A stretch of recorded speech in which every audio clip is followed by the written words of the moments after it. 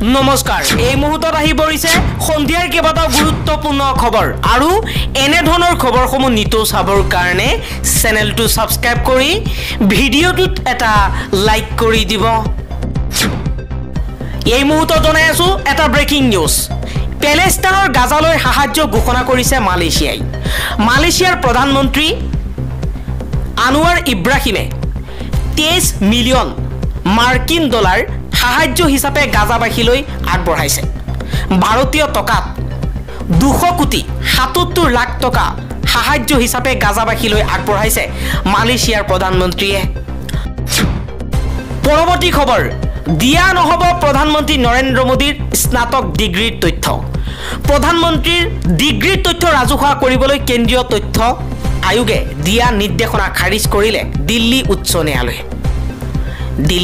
ন্যায়ালয়ে কৈছে প্ৰধানমন্ত্ৰী নৰেন্দ্ৰ মোদীৰ স্নাতক ডিগ্ৰীৰ তথ্য চাব নোৱাৰিব আন এটা খবৰ সৈয়দা হামিদৰ মন্তব্যক লৈ সমগ্ৰ ৰাজ্যত এক উত্তাল প্ৰতিবাদ সৈয়দা হামিদৰ বিতৰ্কিত মন্তব্য সন্দৰ্ভত সভাৰ আয়োজক অজিত কুমাৰ ভূঞা আৰু পৰেশ মালাকাৰে স্পষ্টীকৰণ কৰিছে তেওঁ কৈছে যে সভাত একাংশ বাতৰি কাকতে প্ৰকাশ কৰা ধৰণৰ কোনো বিতৰ্কিত মন্তব্য হামিদাই কৰা নাছিল সভাৰ শেষত সাংবাদিকৰ আগত কি প্ৰসংগত তেওঁ কি কৈছিল হেতু তেওঁৰ ব্যক্তিগত মতামত তাৰ লগতে অসম নাগৰিক সন্মিলনৰ কোনো সম্পৰ্ক নাই বিদেশী নাগৰিকৰ প্ৰশ্নত আমাৰ মতামত স্পষ্ট এই ক্ষেত্ৰত অসম চুক্তি আমাৰ কাৰণে শিলৰ ৰেখা অজিত কুমাৰ আৰু পৰেশ মালাকাৰে কৈছে আমি 1971 চনৰ 25 মাৰ্চৰ পিছত অহা হিন্দু মুছলিম নিৰ্বিশেষে সকলো বিদেশীক অসমৰ পৰা আইনী প্ৰক্ৰিয়াৰ যোগেদি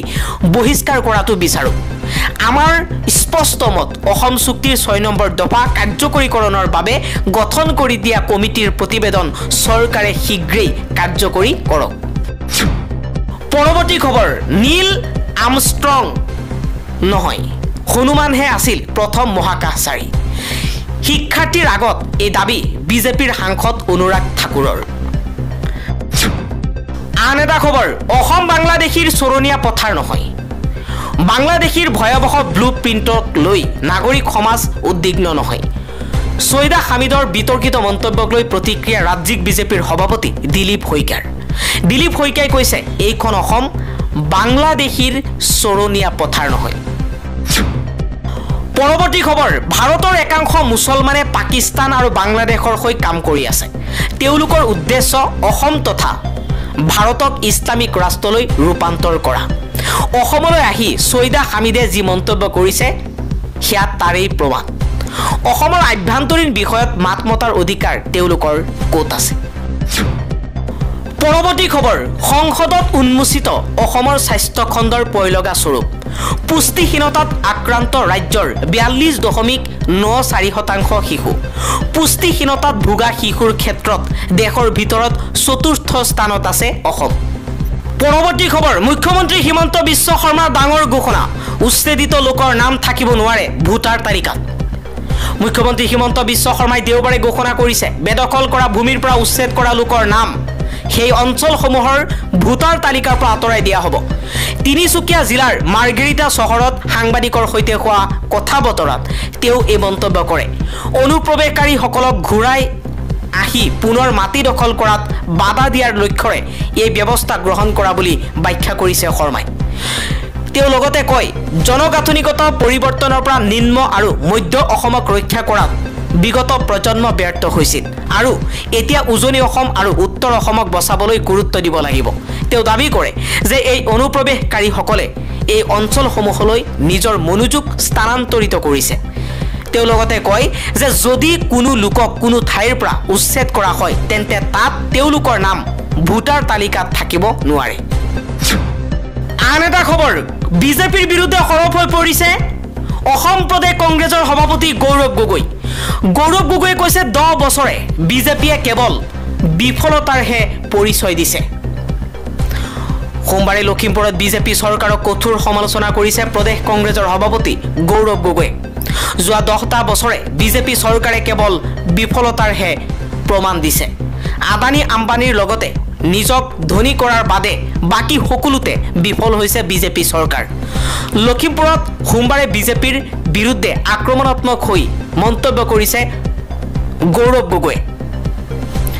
10 বছৰৰ বিফলতাৰ ছবিখন ৰাইজক দেখুৱাইছে বিজেপিয়ে। সৰ্বানন্দ সোণোৱাল, অমিত শ্বাহ আদিয়ে 10 বছৰে বিফলতাৰ প্ৰমাণ দিছে। কেন্দ্ৰ আৰু ৰাজ্যতে বিজেপিৰ চৰকাৰ থকাৰ পিছতো এজনো বাংলাদেশী বিতৰণ নহল। প্ৰধানমন্ত্ৰী মোদীয়ে 16 মেৰ পাছত সকলো বাংলাদেশীয়ে তালি টোপোলা লৈ যাব লাগিব বুলি কৈছিল, তাতো তেওঁলোক বিফল হল। ৰাজ্যত অবৈধ বাংলাদেশী আৰু উচ্ছেদ আদিৰ প্ৰসংগত সাংসদগৰাকীয়ে কৈছে, কংগ্ৰেছ দলৰ স্থিতি স্পষ্ট। অসমত আমি এজনো বাংলাদেশী নিবিচাৰো, কিন্তু আমি জানিবলৈ বিচাৰো যিখিনি উচ্ছেদ কৰা হ'ল তাৰ ভিতৰত কিমান বাংলাদেশীক উচ্ছেদ কৰিলে, কিমান বাংলাদেশীক ধৰিলে। সন্দেহজনক বুলি কোৱাসকলৰ ওপৰত তদন্ত নকৰে কিয় চৰকাৰে? নে তেওঁলোক আজীৱন সন্দেহজনক হৈ থাকিব লাগিব? পৰৱৰ্তী খবৰ, মুখ্যমন্ত্ৰী হিমন্ত বিশ্ব শৰ্মাৰ দাবীক নচ্ছেদ কৰিলে নাগালেণ্ডে। অসম চৰকাৰে সীমান্তত ফেন্সিং লগালে আমি ভাঙি দিম, স্পষ্ট মন্তব্য নাগালেণ্ডৰ। অসমৰ মুখ্যমন্ত্ৰী আৰু বন মন্ত্ৰী জনাই দিছো যে আপোনালোকে ফেন্সিং পিলাৰ নুঠালে সীমান্তলৈ মই নিজে গৈ ভাঙি দিম। নাগা অঞ্চলত সভা অনুষ্ঠিত কৰি অসম চৰকাৰক ধমকি দিলে নাগালেণ্ডৰ উপ মুখ্যমন্ত্ৰী ৱাই পেটনে। উৰিয়াম ঘাটৰ পৰা মুছলমানক উচ্ছেদ কৰাৰ পাছতেই উৰিয়াম ঘাট দখল কৰাৰ চেষ্টা চলাইছে নগাই। এইবাৰ নাগালেণ্ড চৰকাৰৰ উপ মুখ্যমন্ত্ৰী ৱাই পেটনে কৈছে যে উৰিয়াম ঘাট আমাৰ, অসম চৰকাৰে সীমান্তত ফেন্সিং লগালে আমি ভাঙি দিম। আন এটা খবৰ, কংগ্ৰেছ AIUDF আৰু ৰাইজৰ দল অসম জাতীয় পৰিষদৰ চৰকাৰ হলে মাদানী অসম চৰকাৰৰ উপদেষ্টা হ'ব। অসমলৈ মাদানী সংস্কৃতি কংগ্ৰেছ আৰু হীৰেন গোহাঁয়ে আমদানি কৰিছিল। সংবাদ মেলত এই মন্তব্য কৰিছে বিজেপি নেতা জয়ন্ত কুমাৰ গোস্বামীয়ে। জমিয়তৰ নেতা মাদানীক গ্ৰেপ্তাৰৰ দাবীও জনাইছে বিজেপি নেতা জয়ন্ত কুমাৰ গোস্বামীয়ে। পৰৱৰ্তী খবৰ, অভিনীলৰ হৃদয় বিদাৰক হত্যাকাণ্ডৰ কথা আমি কোনেও পাহৰিব নোৱাৰো। কাৰ্বি আংলঙৰ ডকমকাত প্ৰকৃতিৰ সৌন্দৰ্য উপভোগ কৰি উভতি অহা দুজন যুৱকক উন্মত্ত জনতাই পাশবিকভাৱে হত্যা কৰিছিল। আৰু এইবাৰ সেই ভয়ংকৰ ঘটনাৰ পুনৰাবৃত্তি ঘটিলে গুৰেশ্বৰৰ বগামাটিৰ ভৰালি চকত। 23 বছৰীয়া সম্ভাৱনাপূৰ্ণ যুৱক অভিষেক দাসক দুৰ্ঘটনাত পতিত হোৱাৰ পিছত এদল উন্মত্ত লোকে নিৰ্মমভাৱে মৰিয়াই হত্যা কৰিলে। সহায়ৰ বাবে চিঞৰি চিঞৰি কান্দিলেও কোনো সঁহাৰি নাপালে তেওঁ। এই নৃশংসতাৰ মূল কাৰণ কি? মানুহৰ মনৰ পৰা আইন শৃংখলাৰ ভয় নোহোৱা হৈছে। এই পাশবিক কাণ্ডৰ বাবে প্ৰত্যক্ষভাৱে দায়ী চৰকাৰৰ বৰমূৰীয়াসকলৰ উচতনিমূলক মন্তব্য। চৰকাৰে কেৱল মাৰা খেদা কটাৰ কথা জনতাক বুজাই নাথাকে জানো? আমি ভাবো তাৰেই সামাজিক প্ৰভাৱ এয়া। আমি সকলোৱে একেলগে উচ্চ কণ্ঠে ক'ব লাগে, আইন কঠোৰ হওক, দোষীৰ দৃষ্টান্তমূলক শাস্তি নিশ্চিত কৰক, যাতে ভৱিষ্যতে এনে নৃশংসতাৰ পুনৰাবৃত্তি নহয়। AIUDFৰ বিধায়ক আশ্ৰাফুল হুছেইনে এই মন্তব্য কৰিছে।